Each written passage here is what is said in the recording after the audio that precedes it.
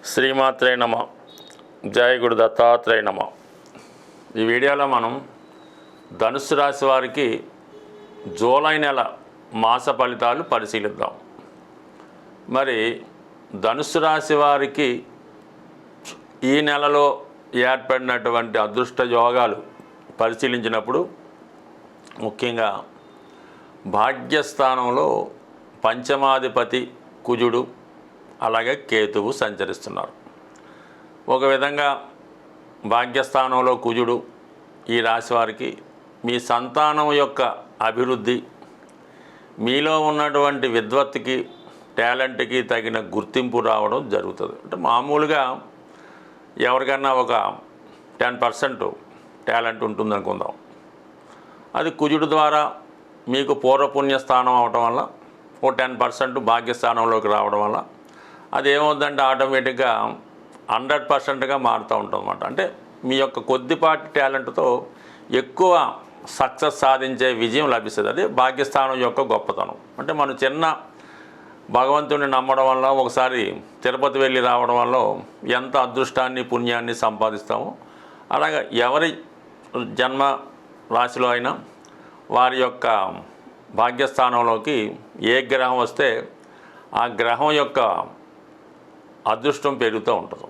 ఇప్పుడు మీ యొక్క పిల్లల యొక్క అదృష్టం పెరిగింది, మీ పూర్వపుణ్యం ఇప్పుడు మీకు అనుకూలంగా రావడం జరుగుతుంది. దాంతో కేతువు సహజ మోక్షకారకుడు అలాగే భాగ్యస్థానంలో ఉండడం వల్ల ఈ సమయంలో మీరు ఏదైనా ఒక పుణ్యక్షేత్రాన్ని దర్శించడం వల్ల మీలో ఉన్నటువంటి అదృష్టం కలిసి వస్తుంది. మీ పిల్లల భవిష్యత్తు కూడా బాగుంటుంది. అయితే ఇప్పుడు మనం ఎవరిని పరిశీలించాలి? కేతువు కుజుడు. కాబట్టి నెంబర్ 1 అవకాశం ఏంటంటే సుబ్రహ్మణ్య స్వామి. ఏదైనా ఎత్తైన పర్వతం మీద ఉన్నటువంటి సుబ్రహ్మణ్య స్వామి ఆలయం, ఒక పుణ్యక్షేత్రం, ఒక మోపిదేవి లాంటిదో ఒక పళని లాంటిదో పుణ్యక్షేత్రాన్ని దర్శించడం. దాని తర్వాత కుదరదనుకున్నప్పుడు ఆంజనేయ స్వామి. సో ఆంజనేయ స్వామి ఒక కొండగట్టు హనుమాను, లేదా ఒక పొన్నూరులో హనుమంతుడు, వీరిని దర్శించడం వల్ల మీ యొక్క అదృష్టం మారుతుంది, మీ యొక్క పనిలో వేగం పెరుగుతుంది. అంటే మనం హనుమంతుడిని సేవించడం వల్ల, పూజించడం వల్ల మనకి కావాల్సింది ఎక్కడున్నా సరే స్వామి తీసుకొని వచ్చి మనకి ఇవ్వడం జరుగుతూ ఉంటుంది అన్నమాట. అందుకని సాధారణంగా వివాహం కాని వారు ఆంజనేయ స్వామిని తమలపాకులతో పూజించడం వల్ల ఆ వివాహం తొందరగా అవుతూ ఉంటుంది. ఇప్పుడు మీకు ఏ కార్యక్రమం అయితే ఉందో మీరు స్వామిని కొలుచుకోవడం వల్ల మీకు తొందరగా ఆ కార్యక్రమం నెరవేరుతుంది. ఇది ఒక జ్యోతిష శాస్త్రంలో ఈ గోచారంలో అప్పుడప్పుడు ఇటువంటి అదృష్ట యోగాలు ఏర్పడుతుంటాయి. అది తెలుసుకొని దాన్ని ప్రయత్నం చేయడం వల్ల మన పని సులువవుతూ ఉంటుంది. దీంట్లో మనం ఎంతకాలంగా మనం ప్రయత్నం చేసాం, మనకి పని అవ్వలేదు, వాడు ఒక్కసారి ప్రయత్నం చేస్తే వాడికి ఫలితం దక్కింది అన్నవి ఇటువంటి సమయంలోనే మీకు అదృష్టం కలిసి వస్తుంది.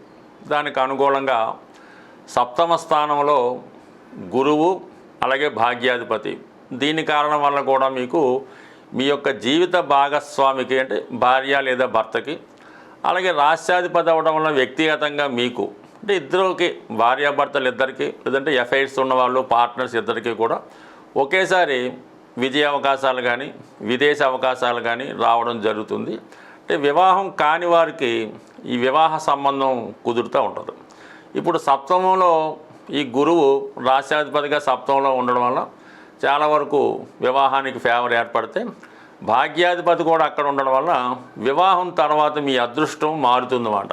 అది విదేశీ అవకాశం వల్ల, బాగా ధనం సంపాదించే భార్య లేదా భర్త రావడం వల్ల మీ జీవితం సెటిల్ అవ్వడానికి కారణం అవుతూ ఉంటుంది. ఇంచుమించుగా జూలై 15 వరకు ఉన్నటువంటి ఈ యోగం జూలై 15 తర్వాత రవి అష్టమంలోకి వస్తూ దశమంలో దశమాధిపతిగా ఉన్నటువంటి బుధుడితో కలిసి అష్టమంలోకి వస్తాడు. ఇది అనూహ్యంగా మీలో ఉద్యోగంలో మార్పు కానీ, ఉద్యోగంలో ప్రమోషన్ కానీ, కొంతమంది ఉద్యోగం మానేసి వ్యాపారంలోకి రావడానికి కూడా ఈ గ్రహస్థితి మీకు సహకరించడం జరుగుతూ ఉంటుంది. అంటే అష్టమంలో ఏర్పడినటువంటి బుధాదిత్య యోగం, పైపచ్చు ధనుసు రాశి వారికి భాగ్య రాజ్యాధిపతులు, ఇవన్నీ కూడా అష్టమం అన్నది ఒకేసారి ఏం చేద్దంటే అనుకోని మార్పు. మనం ఒకటి తలుస్తూ ఉంటే వేరొకటి జరుగుతూ ఉంటుంది.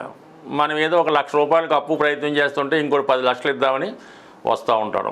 దాన్ని కరెక్ట్గా ఉపయోగించుకోవాల్సి ఉంటుంది. ఈ ఆకస్మికంగా వచ్చినటువంటి అదృష్టం ఒక నడమంత్రపు సిరిలాగా మిమ్మల్ని అటు ఉద్యోగపరంగా అభివృద్ధిస్తుంది, కొంత నిగూఢంగా ఒక రహస్యంగా ఒక నిధి లాంటిది. అంటే ధనం నిధి అంటే ప్రతిదీ గుప్త నిధులైతే కాదు, ఒక విద్యా సంబంధించిందో ఒక రహస్యం తెలుసుకోవడం వల్ల చాలా వరకు ధన సంపాదనకి కారణమవుతుంటుంది. కొంతమంది జ్యోతిష్కుల దగ్గర, కొన్ని కుటుంబాల దగ్గర కొన్ని రహస్యాలు ఉండడం జరుగుతూ ఉంటుంది. దాని ద్వారా వాళ్ళు ఉపాధి అవకాశాలు పొందడం జరుగుతూ ఉంటుంది. కొన్ని మెడిసిన్స్ లాంటివి కొన్ని కుటుంబాలు ఇస్తూ ఉంటారు.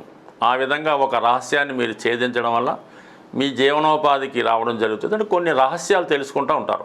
సో ఇది మీకు ఇప్పుడు ఏర్పడినటువంటి యోగం. ఇక యాస్టీజ్గా మీకు 3వ స్థానంలో ఉన్నటువంటి రాహువు మిమ్మల్ని మీలో ఉన్నటువంటి టాలెంట్ని తగిన గుర్తింపు వస్తుంది. అయితే మోసం రూపంలో, అంటే మీరు ఒక నిజాయితీ పద్ధతిలో వెళ్తూ ఉంటే మిమ్మల్ని ఉపయోగించుకోవాలని ఎవరో ఒకరు మిమ్మల్ని సంప్రదించి వాళ్ళు మీ యొక్క టాలెంట్ని వారు తీసుకొని వారు మిమ్మల్ని మార్కెటింగ్ చేయడం జరుగుతూ ఉంటుంది.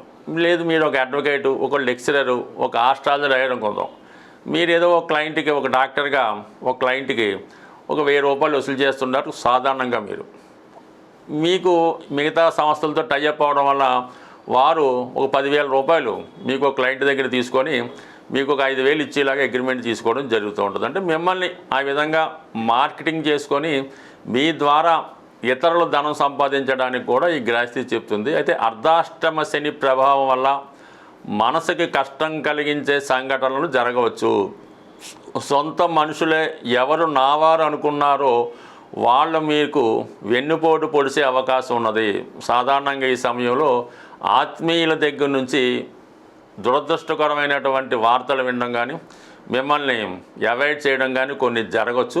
సో ఏదైనా అతిగా ఎవరిని నమ్మకుండా ఎవరిని ఎక్కడ ఎంతలో ఉంచాలో అంతలో వస్తూ మీ యొక్క దారిలో మీరు నడుస్తూ ఉంటే కంపల్సరీగా మనసుకి హర్ట్ అవ్వకుండా, గాయం అవ్వకుండా హ్యాపీగా ఈ నెలంతా గడిచే అవకాశం ఉంటుంది. స్వస్తి. ప్రతి ఒక్కరికి కూడా ధనం అన్నది చాలా ఇంపార్టెంటు. ఆ ధనం ప్రతి వాళ్ళు సంపాదిస్తూ ఉంటారు. అయితే వచ్చిన ఆదాయం కన్నా ఎక్కువ ఖర్చు అవ్వడం వల్ల రుణగ్రస్తులు అవ్వడం జరుగుతూ ఉంటుంది. ఆ కారణం వల్ల చాలామంది ఆర్థిక పరమైన ఇబ్బందులు కలుగుతూ ఉంటాయి. ఇప్పుడు మీకు ధనాన్ని కూడబెట్టడానికి, అంటే ధనం సంపాదించడం అందరికీ తెలుస్తుంది, అది దాచుకోవడం, అలాగే మీ అవసరానికన్నా ఎక్కువ ధనం రావడానికి ఒక పరిష్కారం అన్నది మీకు తెలియజేయడం జరుగుతూ ఉంటుంది. అది సింపుల్గానే ఉండడం జరుగుతూ ఉంటుంది. అయితే ఇది నమ్మకంతో చేయవలసి ఉంటుంది. ముఖ్యంగా ధనాన్ని కూడబెట్టడంలో ఈ చీమలు చాలా ఇంపార్టెంట్ మాట. అవి ఏం చేస్తాయంటే ఎక్కడన్నా ఆహారం దొరికితే మొత్తం అంతా ఒక చోట దాచుకుని, ఎందుకంటే వర్షాలు వచ్చినప్పుడు దానికి పనిచేస్తుందని. కాబట్టి మీరు చీమలకి ఆహారం వేయవలసి ఉంటుంది. ముఖ్యంగా అంటే శాస్త్రాల్లో చెప్పిన ప్రకారం ఏం చెప్పారంటే తమలపాకు తీసుకొని దాని మీద ఒక నెయ్యి, అంటే తేనె వేసి చీమలు ఉన్న చోట పెట్టడం జరుగుతుంది. ఇప్పుడు ఆ విధంగా కాకుండా మీరు డైరెక్ట్గానే పంచదార, బియ్యం పిండి కలిపి ఈ చీమలకి ఆహారంగా వేయడం వల్ల, అది ఎప్పుడు చేయాలి, మనం మంగళవారం చేయవలసి ఉంటుంది. అంటే కుజుడు సంబంధించిన వారం అవటం వల్ల అది ఆ మంగళవారం రోజు ఈ చీమలకి ఆహారంగా వేయడం వల్ల కంపల్సరీగా మీకు ఈ ధనం పోగవుతుందన్నమాట. సేవింగ్స్ అవుతాయి, ఖర్చులు తగ్గుతాయి. అలాగే మీరు ఒక కొబ్బరికాయ, అంటే బాగా, అంటే మనం సోమయ్యప్పకి వెళ్ళినప్పుడు ఇరుముడిలో వేసినటువంటి కొబ్బరికాయ, కురిటి కొబ్బరికాయ అంటారు.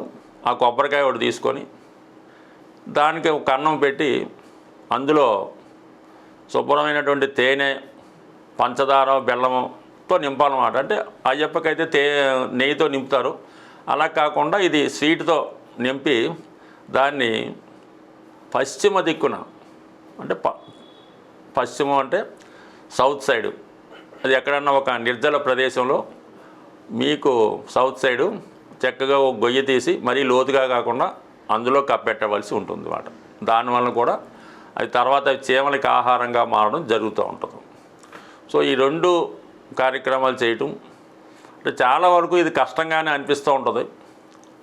శుక్రవారం రోజు ఉదయం 6 గంటల నుంచి సూర్యోదయం దగ్గర నుంచి మర్నాడు శనివారం సూర్యోదయం వరకు కూడా ఎటువంటి ధనం కూడా అంటే డబ్బులు, రూపాయలు, బంగారం ఈ వస్తువులు కూడా మీ నుంచి బయటికి వెళ్ళకూడదు. అంతా కూడా ముందు రోజు అడ్జస్ట్ చేసుకోవాలి. ఎవరికి ఇవ్వాల్సినా కూడా శుక్రవారం అన్నది పేమెంట్స్ బంద్. మళ్ళీ శనివారం మాత్రమే ఇది స్టార్ట్ అవుతుంది. ఇది ఎంత కష్టమైనా సరే మీరు అవసరమైతే శుక్రవారం అర్జెంట్ అయితే వేరే వాడిని ఫోన్పే చేయమని తప్ప మీరు మాత్రం ఖర్చు పెట్టద్దు. అలాగ ఒక 8 వారాలు మీరు చేస్తే 100% మీ యొక్క ఆర్థిక సమస్య పరిష్కారమై నిరంతరం మీ ఎనపెట్లో ధనం నిలబడుతూ ఉంటుంది. ఇది ఎక్కువగా ఆంధ్ర ప్రాంతంలో ఈ కృష్ణా జిల్లా, ఈస్ట్ గోదావరిలో చాలా వరకు పాటిస్తుంటారు. అది కూడా చేసుకోండి. దాని తర్వాత ఏంటంటే వీలైతే శుక్రవారం రోజు కనకదార స్తోత్ర పారాయణ, లక్ష్మీ అష్టోత్తరం, శ్రీ సూక్తం చదవడం, స్త్రీలని అంటే మీ కుటుంబంలో ఉన్నటువంటి స్త్రీలని ఏదైనా పండగలు అది వచ్చినప్పుడు ముఖ్యంగా ఆడపడుచులకి పిలిచి వాళ్ళకి ఈ చీర సారే లాంటివి పెట్టడం జరుగుతుంది. అలాగే ఇంట్లో ఉన్నటువంటి మీ కూతురు అవ్వచ్చు, భార్య అవ్వచ్చు, తల్లి అవ్వచ్చు, ఎట్టి పరిస్థితుల్లో కూడా వారిని దుఃఖం కలిగేలాగా కన్నీరు పెట్టుకునే విధంగా మాత్రం మీరు ప్రవర్తించవద్దు. సాధారణంగా ఒక కుటుంబం పతనం అవుతుందంటే ఆ కుటుంబంలో స్త్రీ దుఃఖమే కారణం అవుతుంటుంది. ఊరకనే ఏడుస్తుంటారు. శుక్రవారం రాగానే ఒక్కొక్క ఇంట్లో ఎలా ఉంటుందంటే ఊరికే ఏడుస్తుంటారు. ఎందుకు ఏడుస్తారో అర్థమవుతావు. దాంతో ఆ యజమానికి ఇంకా చెప్పక్కర్లేదు. సో అటువంటివి ఉంటే సాధారణంగా పరిష్కరించుకుంటే కుటుంబం అన్నది సంతోషంగా ఉంటుంది. అది మనం నియమంగా ఉండడం అంటే కామన్గా ఈ శుచి, శుభ్రత అవన్నీ కామన్గా ఉంటాయి. ఈ కొద్దిపాటి రెమెడీలు మీరు పాటిస్తే తర్వాత ఇంకా బెటర్ రెమెడీస్ తెలుసుకునే ప్రయత్నం చేద్దాం. స్వస్తి.